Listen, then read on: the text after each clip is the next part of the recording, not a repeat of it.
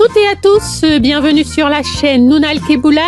Avant de commencer, nous vous invitons à vous abonner à notre chaîne et à activer les notifications via la petite cloche en bas à droite sous la vidéo, ce qui vous permettra d'être informé des prochaines histoires publiées. Ceci étant dit, nous vous souhaitons une agréable écoute.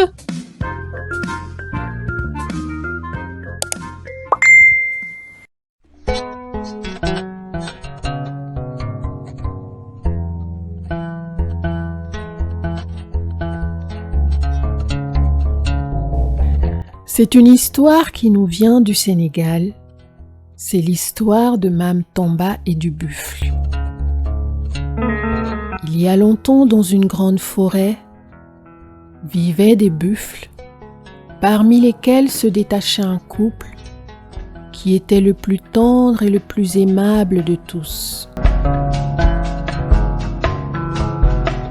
Le couple avait un petit qui ne s'éloignait pas de ses parents, qui jouait aussi avec lui, avec beaucoup d'affection. Un jour, pourtant le bufflon s'éloigna pour aller jouer ailleurs avec d'autres jeunes, et ses parents attendirent longtemps son retour. Face au retard et à l'absence du petit, les parents se décidèrent à partir dans la grande savane pour aller chercher de la nourriture. Une fois rassasiés, ils partirent chercher de l'eau au ruisseau où ils avaient l'habitude de boire. Sur les lieux, ils trouvèrent Mame Tamba, chasseur connu et redouté de tous les animaux des parages. Cependant, celui-ci ne les empêcha pas de boire dans un premier temps. Mais lorsque, après avoir étanché leur soif, ils s'apprêtaient à quitter les lieux, le chasseur tira sur eux, tuant la mère. Quand elle fut morte, il la ramena chez lui pour donner la viande en nourriture à sa famille.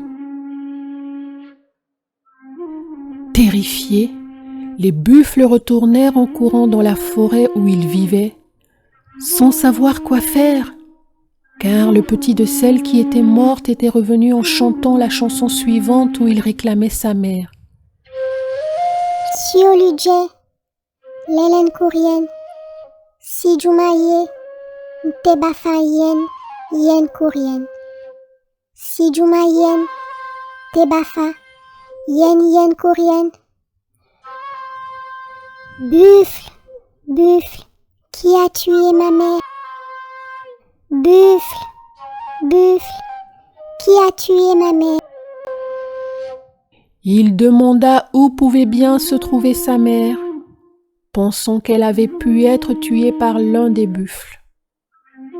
Aucun des buffles ne voulut répondre, mais quand il arriva auprès du plus ancien d'entre eux, celui-ci décida de raconter ce qui s'était passé. Le plus vieux des buffles lui répondit en chantant lui aussi que ce n'étaient pas les buffles qui avaient tué sa mère, mais le chasseur Mame Tamba. Dans sa chanson, le vieux buffle disait: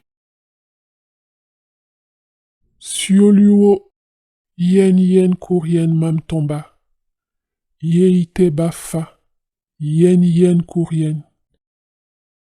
Pris de colère, le bufflon demanda pour quelle raison le chasseur avait tué sa mère.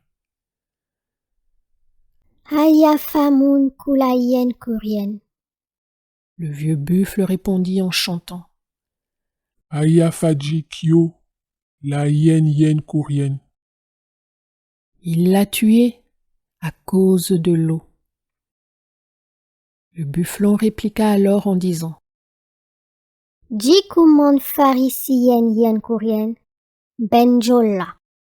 Ce qui veut dire: on ne doit pas tuer seulement pour de l'eau, je vais me venger. Quand il demanda où vivait le chasseur, l'ancien lui dit qu'il vivait dans un village à l'ouest, non loin de l'endroit où ils avaient l'habitude d'aller boire de l'eau. Le bufflon fit savoir qu'il se vengerait de la mort de sa mère.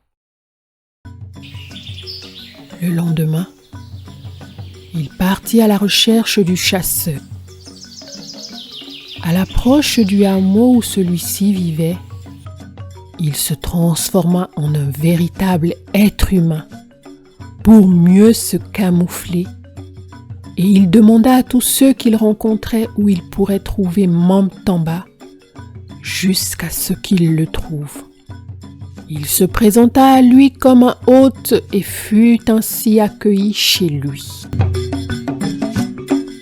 Après avoir passé quelques jours chez le chasseur, où il avait pu observer jour après jour le chasseur et les membres de sa famille, il remarqua que tous les matins, son amphitryon appelait tous les enfants pour partager avec lui le petit déjeuner. Il faisait la même chose à l'heure du déjeuner et du dîner, sans faire de distinction entre eux. Puis les enfants groupés autour de lui, il leur racontait des histoires jusqu'à ce qu'ils aient sommeil, et alors ils rentraient dormir chez eux. Ému par l'affection et l'attention que Mame Tomba dispensait assidûment aux enfants, ce Mame Tomba dont il avait juré de se venger à cause de la mort de sa mère, la rage qu'il avait en lui disparut. C'est ainsi que quelques jours plus tard, il prit congé de son hôte et retourna vers sa demeure. Dans les villages, la coutume veut qu'au moment de se quitter, l'amphitryon fasse un bout de chemin avec son hôte. Il en fut ainsi ce jour-là. Sur le chemin, le bufflon parla abondamment et manifesta sa satisfaction d'avoir connu le chasseur et d'avoir été accueilli par lui. Mame Tomba, souhaitant bon voyage aux visiteurs, décida de faire demi-tour. Le jeune buffle changé en homme résolut alors de révéler le secret de sa visite. Il confessa au chasseur qu'il était le petit du buffle tué par lui dans la grande savane et qu'il s'était transformé en homme avec l'intention de se venger. Il poursuivit en disant qu'il avait changé d'idée, ému par la façon dont le chasseur traitait les enfants, jour après jour, équitablement, sans faire de distinction. Il ajouta que l'attitude qu'il avait observée pendant son séjour l'avait profondément touché et conduit à renoncer pour toujours à son intention, parce qu'il imaginait combien le chasseur viendrait à manquer à ses enfants s'il menait à terme son projet. C'est ainsi qu'ils se dirent au revoir et partirent chacun de son côté. De retour chez lui, comme d'habitude, le soir après le dîner, Mame Tomba, répétant les gestes qui avaient ému son hôte au point de lui valoir le pardon de celui-ci, raconta l'histoire du bufflon, répétant la chanson même que le jeune avait chantée au moment où il lui avait révélé comment il avait appris que c'était lui qui avait tué sa mère. Ainsi finit l'histoire de Mame Tomba et du buffle. Et c'est une fin heureuse, surtout grâce à son habitude de bien traiter les enfants.